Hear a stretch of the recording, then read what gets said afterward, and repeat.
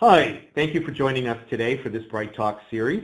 My name is Sean Horrigan. I'm the founder of PR Guy, a full-service PR agency in Newton, Mass.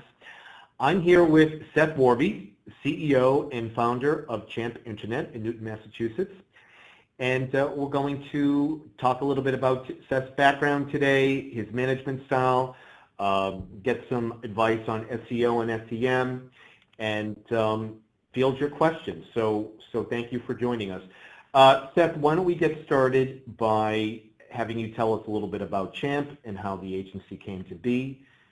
Yeah, absolutely. Thanks, Sean. I appreciate it. Yeah, Champ Internet's been around 9 years now, April 1. So it's been a good ride. We were founded during the recession, as an SEO specialist, helping people generate traffic. In 2009 just wasn't enough, traffic, and the economy was hurting, and realized there was a need for conversion enhancement as well. So at the end of the day, Champ was founded to help people drive traffic and then do something with that traffic. So our motto is start with the end in mind, and we work with each client or business organization, if you will, and understand what it is they're trying to accomplish. Instead of just building a website, we're doing an SEO strategy to drive pointless traffic or to have a monument to yourself, but actually to make it work for the business. And in return, this ROI-driven, performance-driven approach has helped us grow from, my bedroom 9 years ago and just being me to a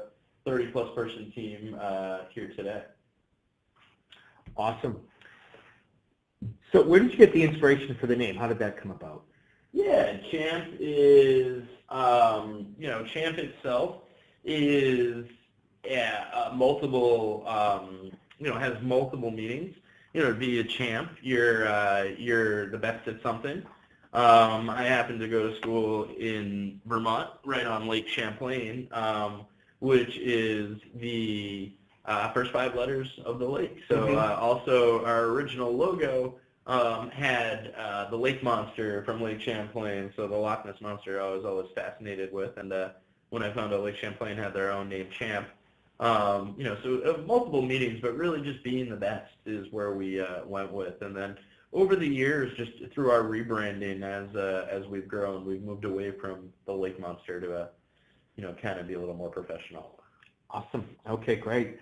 So Seth, there are a lot of agencies out there. It's a very crowded marketplace. How do you distinguish yourself from the competition in such a crowded field? Yeah, definitely. So, a little bit about my background, and then we can hop into how Champ is different. Obviously, founding the company here, before doing so, worked on some large accounts, did SEO for Pfizer and P&G, A&E, TV, Biography and History Channel as well. And then, was also the director of search engine marketing for a very large privately owned web development firm. And, that experience kind of led me to starting Champ, but also to what differentiates us. I learned what I like and don't like in those agency settings, and realized that, it's not all about the dollar.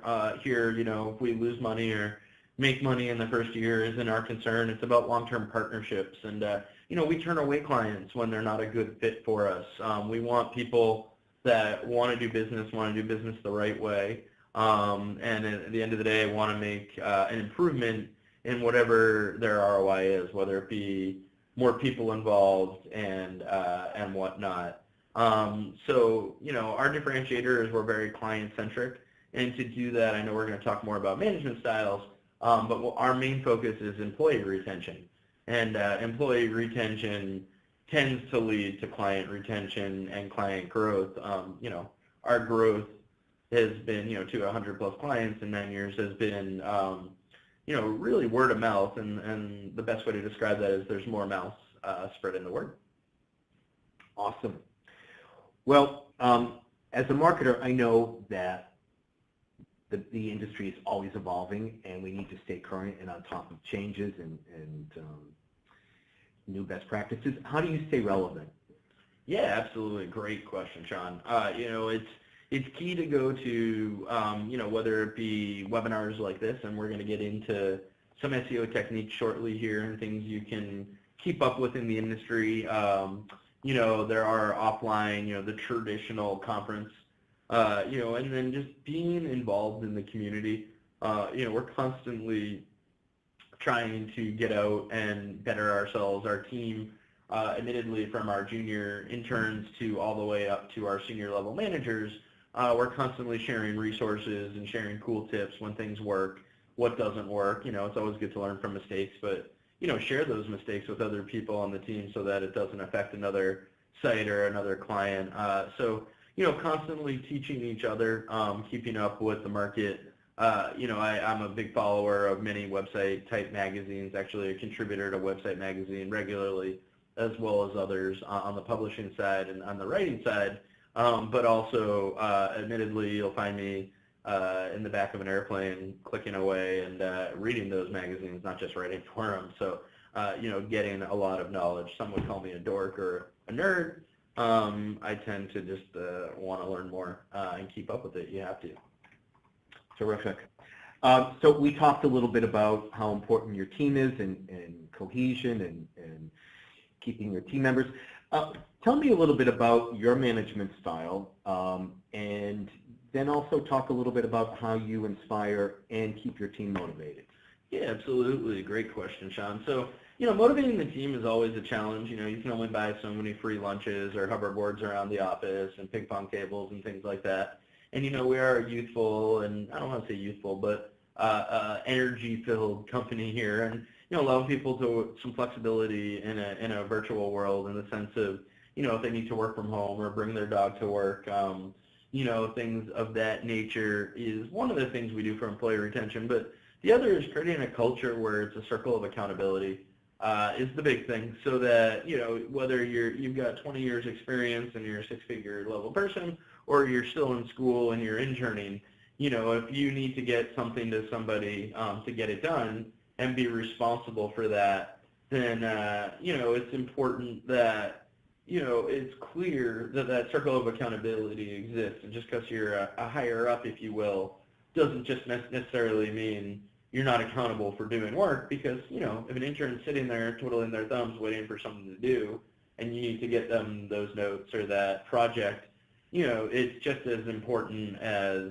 if, I need something as the CEO and, need to get to a sales meeting. So everybody is accountable to each other, and in return, allowing people ownership of things. So not micromanaging, turning over people. And, we've lost employees over the years that didn't fit that mold, that needed that structure. But at the end of the day, the ones that survive are more entrepreneurial, tend to wear multiple hats, and really get a grasp of how to help our clients, better serve their goals, which at the end of the day is ultimately making more money or getting more people into their seats, whether it be an organization for profit or nonprofit. Terrific. I know as an entrepreneur, I'm always learning and evolving. What are some of the lessons you've learned along the way, and as the founder and CEO, and what advice would you give your younger self about starting a creative firm and managing a creative team? Yeah, absolutely. I mean, a couple things, one thing as a business owner and or salesperson, never count your chickens until your eggs hatch, or is it the other way? No, just kidding. So never want to do that. There's so many times where, we've met people along the way and we get far down the path and you think something big's going to happen, and then they're all talk or, this and that, and it doesn't move forward. So you always want to make sure, to check your audience and make sure that, they are legit. It's something that you want to do work for. One of the challenges early on as an agency, even though we were doing great work, was growing the portfolio to a point where, people could look at it and see all different options, from restaurants to manufacturing to, community chamber sites, and getting the portfolio built out in the sense that, there was more examples of different types of functionality for people to see has really helped our growth. So, early on, explaining to people what you can do versus showing them, and that's important for our audience today, because if you're not in the web agency, which you're probably not if you're on this webinar here, it's important to show your capabilities to your audience, whether it be graphically or in textual text format. So that was very important for us. But on top of that, just hiring, and we have in big letters here, awesome talent. But yeah, really building a core strong team that you can trust. After a few months of working with somebody, if not a few weeks, really just releasing the reins of responsibility from yourself onto them and trusting it to run itself and allowing their input has only made things grow and get stronger. At the end of the day, we work hard, play hard. We're leaving early on Fridays in the summer, and we're here on late at night on a launch if we have to. We have beers in the fridge, and there's, everything you need to make it a enjoyable place to go to work. And that's something that I've learned from my past experience from non-enjoyable places to go to work, that the last thing you want to do is lose good talent because it's just uncomfortable to go into the workplace. Very much so, and I'm here a lot and get the sense that people are very happy to be here, and it has a great energy and positive vibe. So I know this question is often asked on job interviews, but what are your long-term goals for the agency, and where do you see it, say, in 3 years, 5 years? And are you hoping to attract a certain type of clientele from a certain sector more? What are your thoughts about where you'd like to go? Yeah, absolutely. Being in business 9 years, I've seen the business grow to a place that, we're comfortable and happy, but we'd like to see continued growth in the sense of bringing in more and more talent that can add more and more value. You asked early on, how are we keeping up with the market? And we do that by, and I'm just going to move to the next slide. I'm jumping around here. But we do that by finding people in the SEO, the social media, the development, the design space that are, coming with different backgrounds and bringing those experiences into the agency. And it's so much fun to see somebody join the team that just adds strength where we might have a weakness, and now we're starting to find that we have very few or less and less weaknesses as that team continues to grow. So, I'm excited about that, and always excited about seeing the next batch of clients that come through. It runs the gamut from, we have clients down in the Caribbean and do a lot down in the St. Thomas Islands. I know the hurricane hit down there. We had a lot to do with fundraising and corporate fundraising for, the hurricane relief this spring or this fall, and, things that you never anticipate getting involved in business. We're getting involved in the West Coast and opening up a Seattle office recently here, so we just did that in the last 2 months. We've opened our first kind of satellite location in Seattle. And then as we continue to grow, we're ultimately focusing on a few other locations to have team members kind of situated throughout mainly the country here and a little bit more in the Caribbean. But at the end of the day, it's just, I'm excited to see the next 5 or 10 years of clients and who they're going to be, running from the gamut from, doing work for Gino Auriemma for the last 5 years, the UConn women's basketball coach, all the way up to, doing stuff for Legal Seafoods and TripAdvisor in our last 9 years. So pretty exciting times, and exciting to see where we go from here. Awesome. Folks, if you have questions along the way, please feel free to type them in, and we can do our best to answer them. Before we jump into SEO, I do see one question that just came in from the audience. Right. And, Sean, I think we should grab this one now just so we don't move on, and we'll stay on the HR front here, and then we'll jump into SEO. But, how do you increase diversity when hiring? That's a great question. At the end of the day, we have an in-house recruiter here. Our director of HR, Jill, is fabulous. I recommend that to anybody going through a growth, a lot of growth, and, going from 1 person to 4 people to 10 to 30. A lot of recruiters are reaching out, a lot of people through LinkedIn, that. Recruiters can get very expensive, and ultimately, as a business owner or COO, you can only have so much time on your plate to get into that. So, I do let our director of HR handle the hiring, and we've done a great job increasing the diversity here. I mean, one thing we do is we don't really look at the person's name or their location when looking at a resume, but really just look at the background. We're not concerned with sex or orientation or anything like that.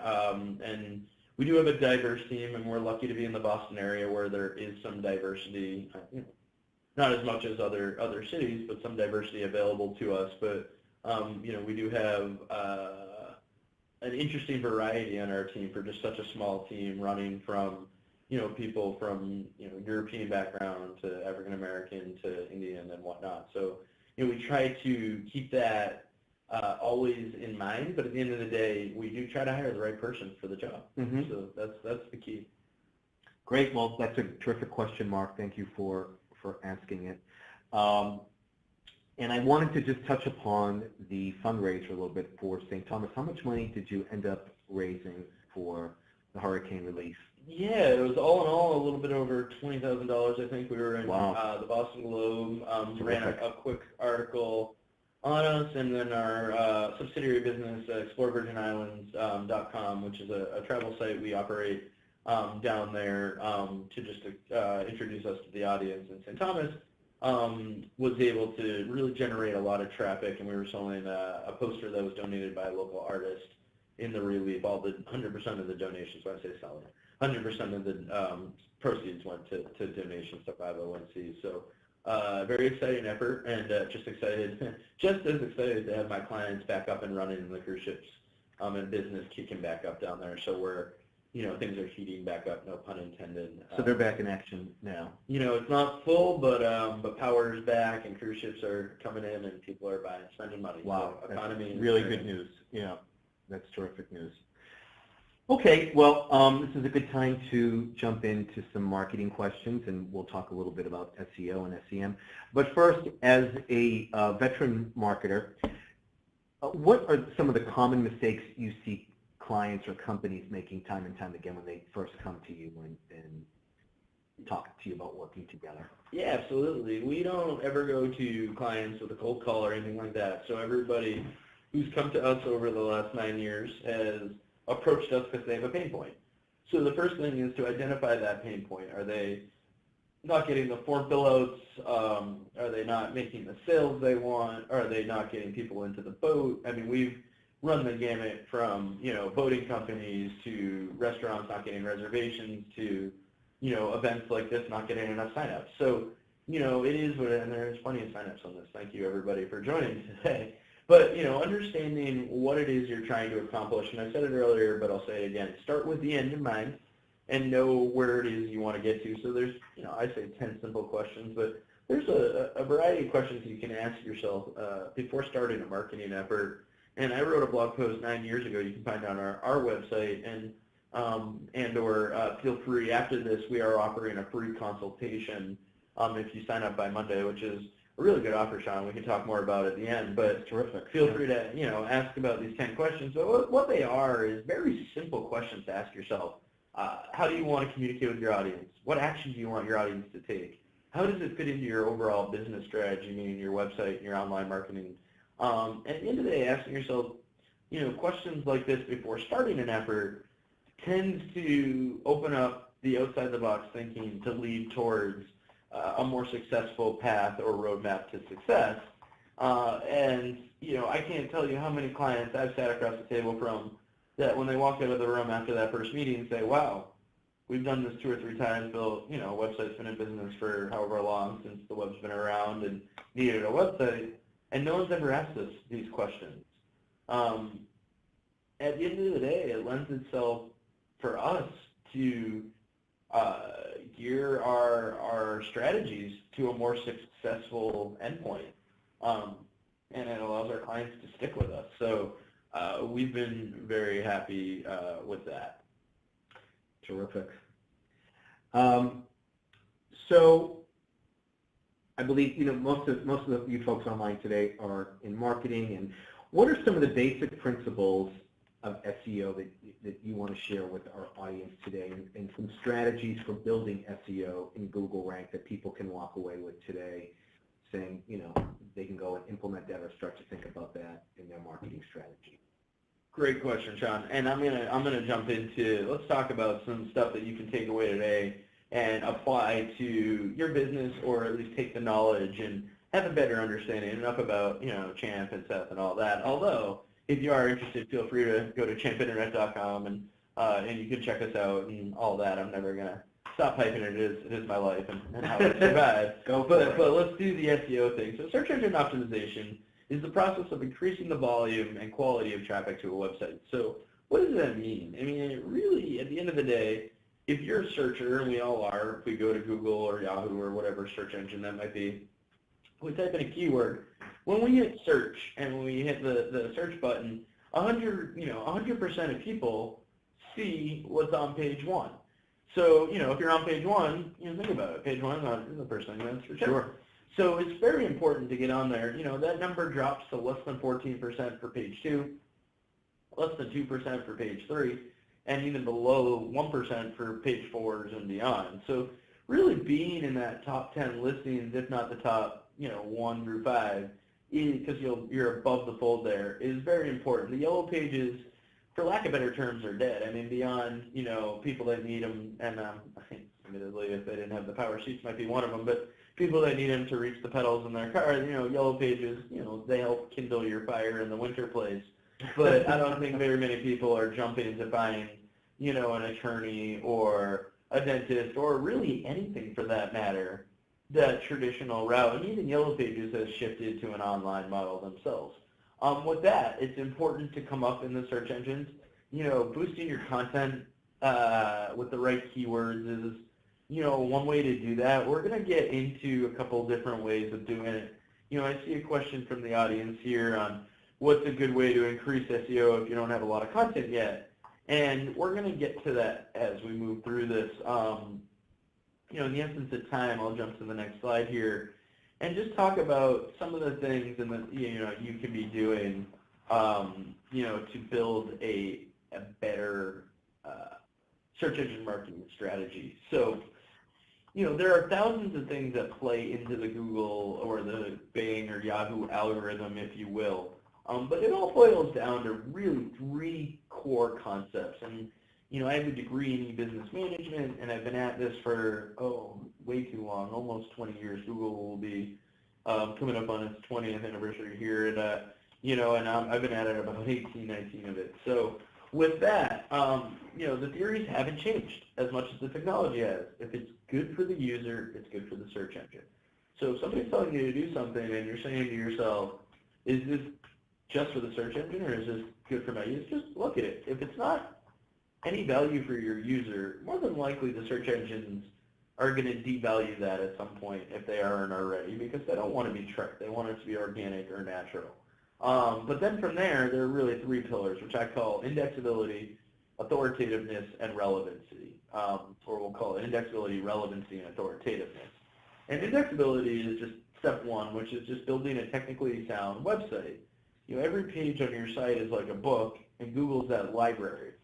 So if, a common misconception is I have a great homepage, this or that. Well, if I want to rank for the word Seth Worby, I want a page about Seth Worby on my Champ Internet site. Now, the page title of that page is Seth Worby. The header tag is, the file name is, I've told Google this page is about that. Now, if somebody Googles me, hopefully that page will be the page that ranks because it's a relevant book, and the searcher doesn't need to go into the home page and then find a relevant page on the site or take any actions to find it.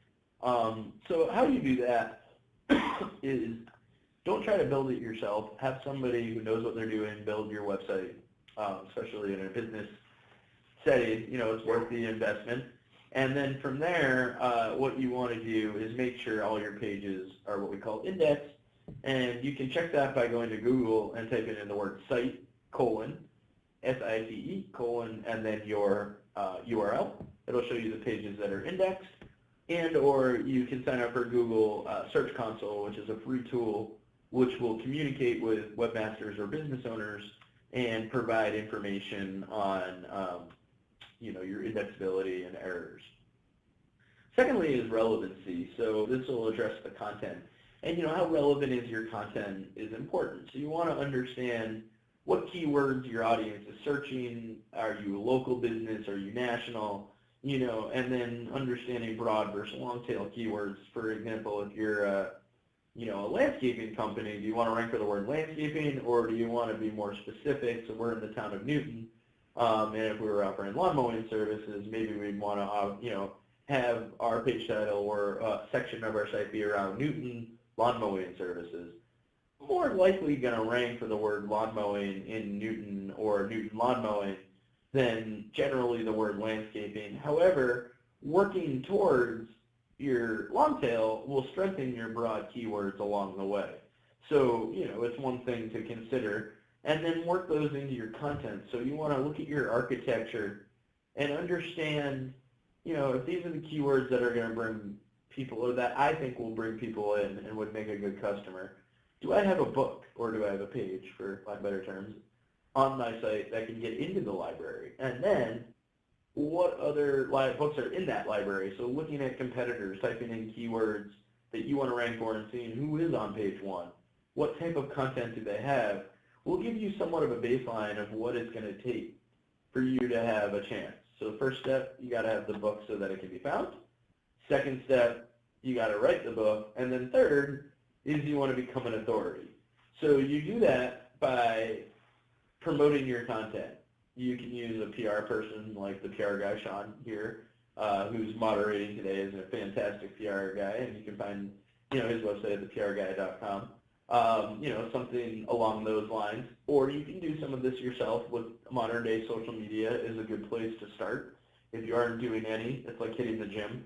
You're not going to just show up at the, starting line of the marathon and expect to finish it, but you want to hit the gym, hit the treadmill, work your way up to a 5K, to a half marathon, and so on. So if you haven't even started, one thing is building out your social media channels so that you can push content and events and successes out to your audience, and then ultimately pulling people in with bait, whether it be in the real estate industry, top 10 things to be aware of in spring of 2018, or for example, we do a lot of publications, as I mentioned, on Website Magazine, which helps pull people in. We're constantly pushing content out around trends and changes in Google. And we're finding that some of our articles, now that we've become an authority and we have relevant content to what people are searching, actually last month, for example, I looked at the analytics for our website and found that we had an article around Google best practices that actually brought more people, entered more people into our site than our homepage, which is exciting. That'd be exciting. Yeah, it goes to show that what we're doing, works. Awesome. Well, that was a lot of great information right there. And Mark, I hope we answered your question about content. And my next question is, I wanted to ask you a little bit about Google Ads and how one goes about planning a successful Google Ads campaign and what pitfalls people should avoid. Yeah, absolutely. So Google Ads is an interesting one. So we're going to move away from organic search here, and we'll talk about paid search. So, when it comes to paid search, I call it pay for what you get and not pay per click, although it is called pay per click by the industry. But if you just spend X amount and don't get anything, then you paid for what? Really shit, a lot of better terms.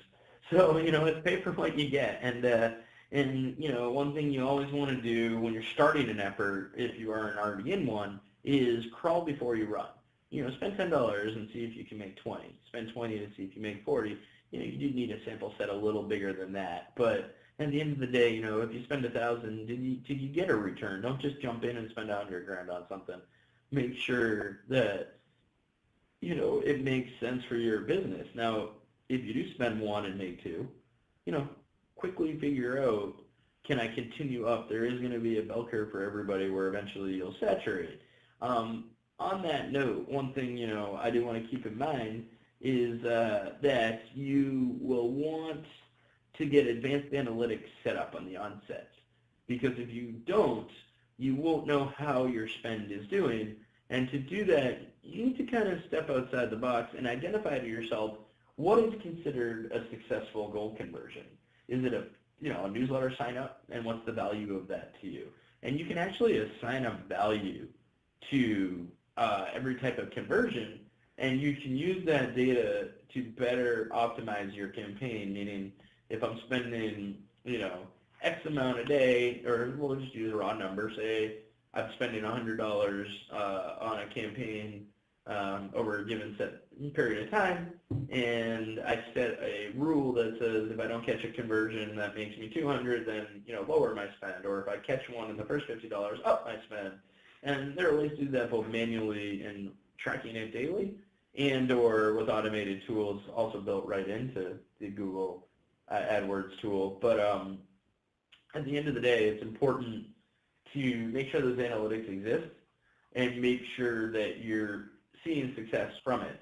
Sometimes it might take a little while to, you might come out of the gate spending 30 to make 20, which seems a little funky, but once you can get that number down to spending 10 to make 20, and it can take some time to tweak it and optimize, whether it be your ad copy, the landing pages. So Google's looking at, and they've created what's called a quality score.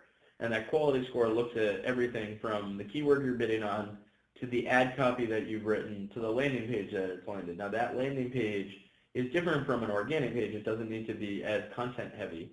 So, going back to that last question, paid search is a way to get around if you don't have a lot of content and aren't quite at authority yet, where you can bring people in.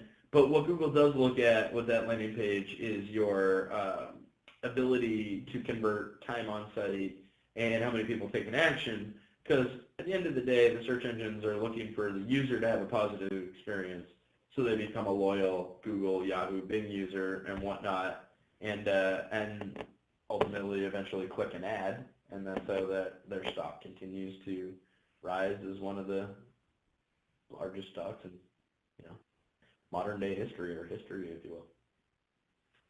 Great. Well, that's some valuable information there. Thank you. I want to move on to websites and digital marketing for a moment.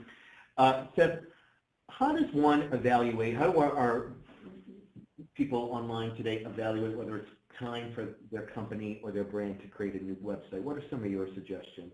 Yeah, absolutely. If you're not getting what you want from your web presence, then that's usually the first sign that it's time to rethink it. If, and even our website, we're about to launch a new one here on our 9th anniversary on April 1. Knock on wood, hoping to have it live even prior as we go through the QA.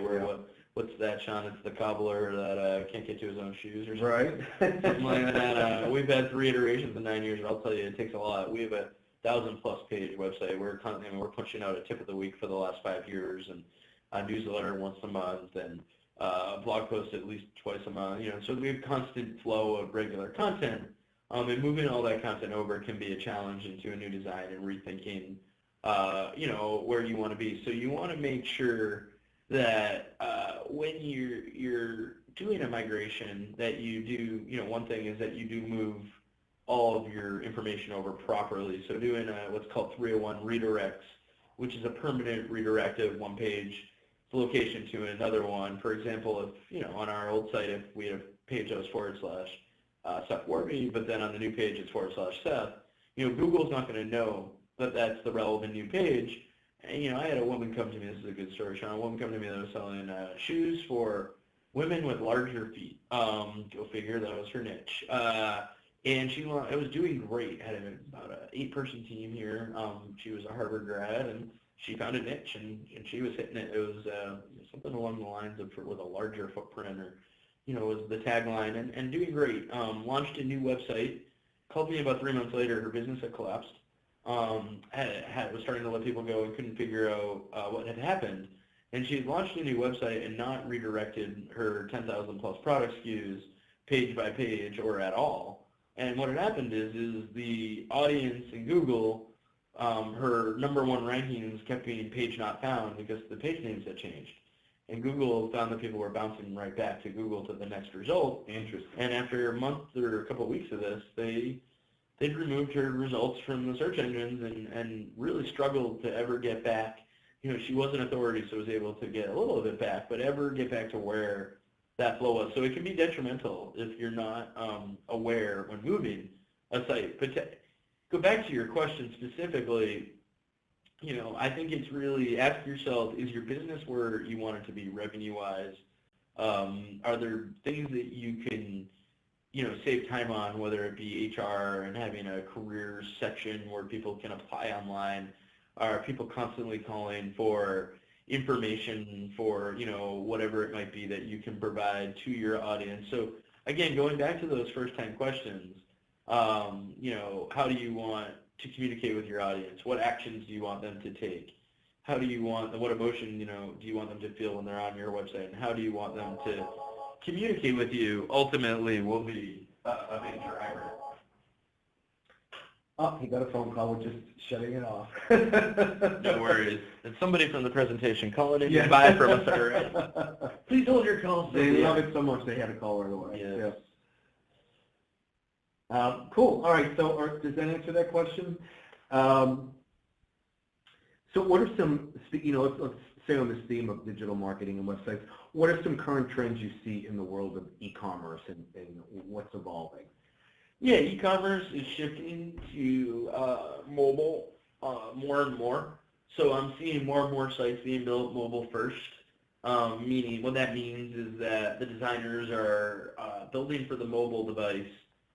Ultimately, exactly what it sounds like, designing for the mobile first, and then working their way up to a PC version. But I'm seeing even more and more that the PC and Mac versions really look and feel like an iPad and a mobile. And I don't want to get into my theories of technology and where we're headed, but I will. But over the next 5 or 10 years, I definitely feel that and it's happened over the last 5 years where websites have become what's called responsive, meaning that instead of having a mobile version and a PC version, it's one set of code, and then it sizes down to, and everything we build in the last multiple years will be responsive, and we wouldn't build anything that isn't, but allows things to size agnostically to the device, and not as much based on looking to have a different experience based on what it is. But I have a feeling technology is going to move more and more, and you're going to see website designs, and we're already seeing it, shifting towards a general screen audience, and whatnot.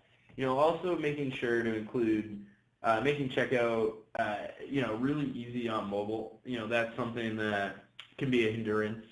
So, in designing for mobile first, experiencing the shopping cart experience, meaning checkout all the way to, tracking your delivery and package, is something there. But what I'm finding too is that as e-commerce sites evolve, more and more people, and one of my articles this past few months here in Website Magazine, and feel free to reach out, we can get that over to you, or you can find it on their archive, or on our press page, is about conversion enhancement. So, a lot of businesses have just thrown a site up there, and they've been successful, and they come to us, or they want to get to that next step.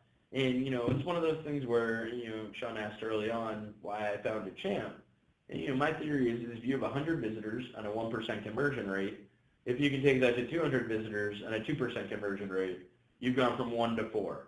So by focusing on traffic and conversion, and we've talked a lot about traffic today, but looking at the conversion side has become a really big thing on e-commerce, because there are so many techniques, whether it be from abandoned shopping cart software to live chat to allowing people to check out as a guest versus logging in, to as simple as on Domino's on their app to me just having a pizza profile where I literally just, when I get home late from work and don't have time to cook, and just hit the button twice and reorder my previous saved order within 20 minutes, sometimes less, which is scary.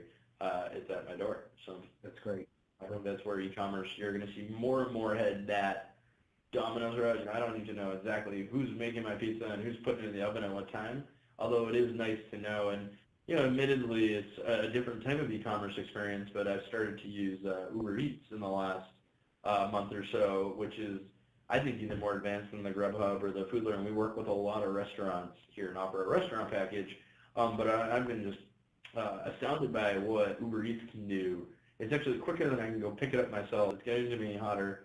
It's a cheap price, and a lot of people in our area, restaurants, are hopping on. A local Mexican Guatemalan shop that I frequent for a couple of years was struggling up until about 3-4 months ago, and they got ranked as the #1 Mexican place in our neighborhood, or in our section of Boston here.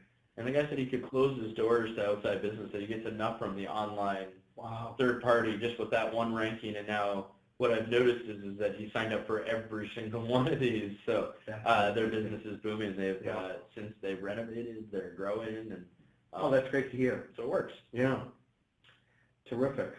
Again, I want to encourage folks, if you have any questions, to please type them in. We're happy to answer any of your questions on SEO, digital marketing, websites, any questions on Champ.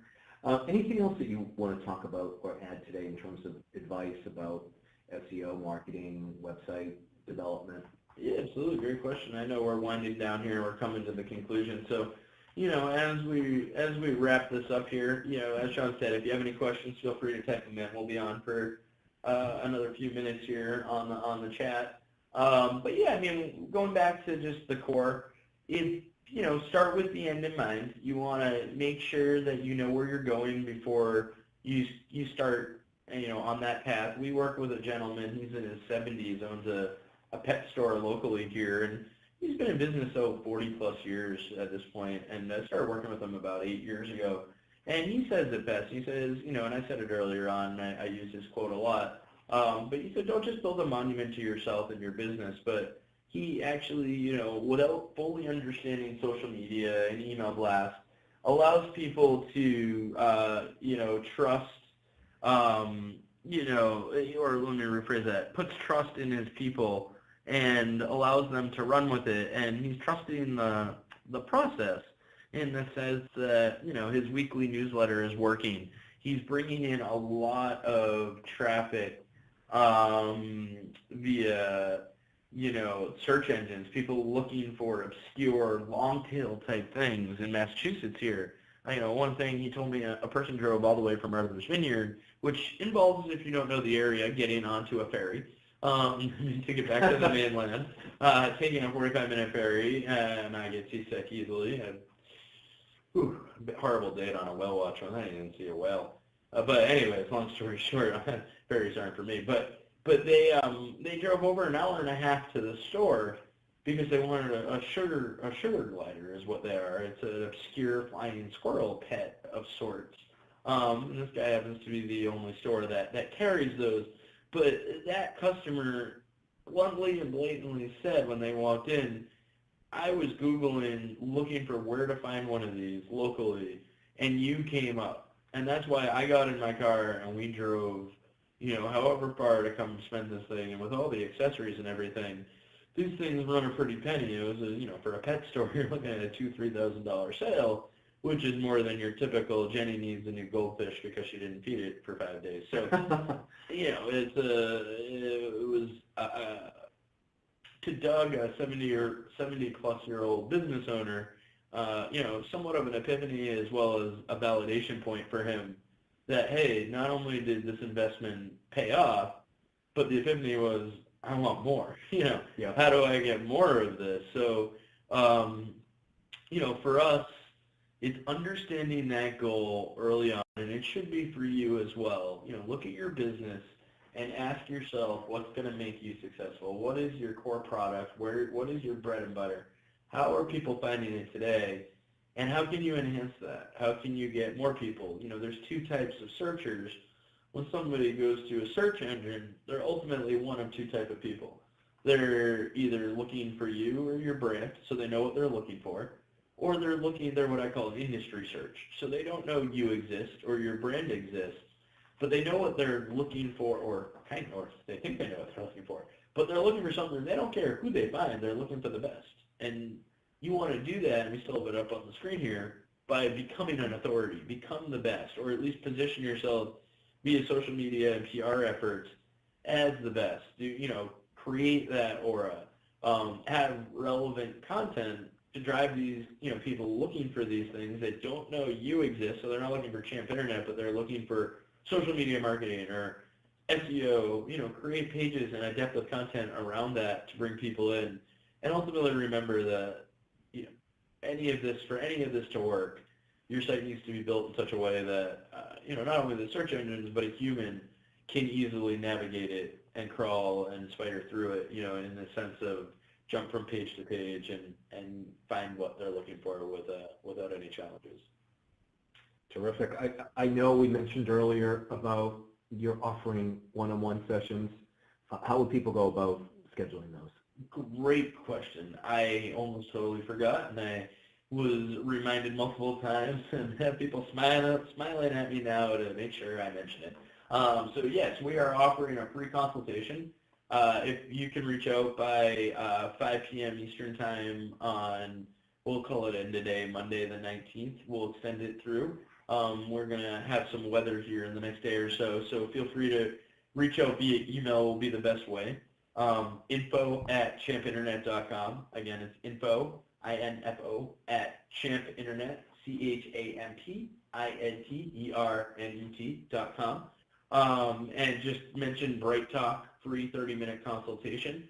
And we actually did a presentation a few weeks back where we offered out a consultation for the first time, and I've done a bunch of them myself, and my senior strategists have done a few, and we've seen a lot of success with them, just helping small business owners, mid-sized business owners. And we've had, a variety of different types of people. We've had CMOs come in.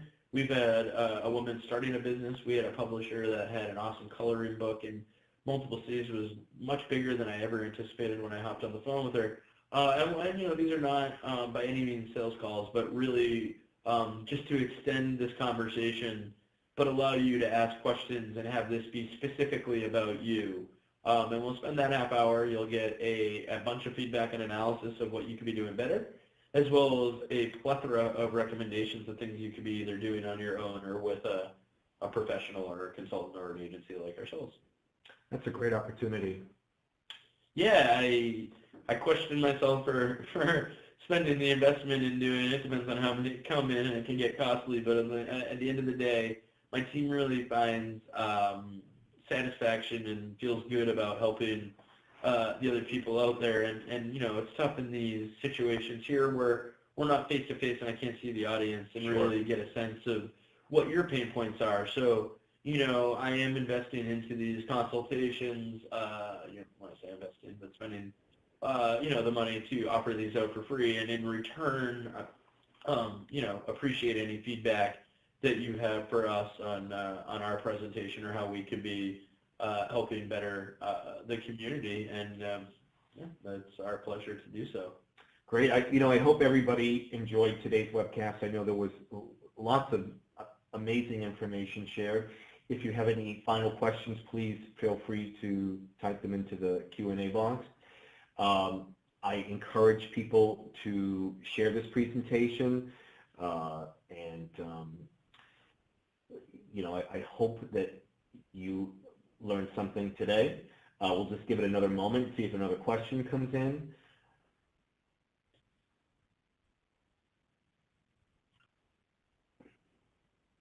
So yeah, thanks everybody for joining today. It looks like the audience questions, and we've been answering them throughout. I've been kind of filtering them into the presentation, so I think that we've hit them all. We'll stay on the line here for another 30 seconds or so before ending the presentation. But again, you can find us at champinternet.com. Our main line is 617-517-0733, or email info@champinternet.com to set up a free consultation or to talk about how we can help with your website a little further. And feel free to check out our portfolio on our website as well. It's been a pleasure. Have a great day. Thank you, everyone. Have a great day.